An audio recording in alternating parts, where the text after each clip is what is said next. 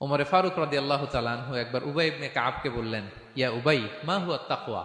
আল্লাহ কোরআনে এত তাকওয়ার কথা বলেছেন, তাকওয়াটা কি? উনি প্রশ্নের উত্তর না দিয়ে উনিও প্রশ্ন করলেন। উনি বললেন, হাল সালাকতা তরিকান দা শাউক?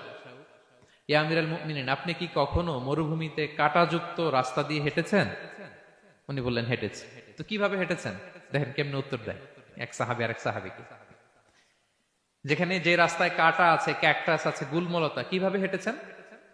তিনি বললেন, ইজতাহাদতু ওয়া তাশাম্মারতু, আমি আমার জুব্বা পাগড়ি খুব আঁটো করে কাপড়টা উপরের দিকে টেনে এমন সাবধানে হেঁটেছি যাতে ক্যাকটাসের কাঁটা আমার গায়ে না লাগে। এই পথটা পাড়ি দিতে খুব সাবধানে, খুব প্রিকশন নিয়ে, এক্সট্রা কশন নিয়ে আমি পার হয়েছি।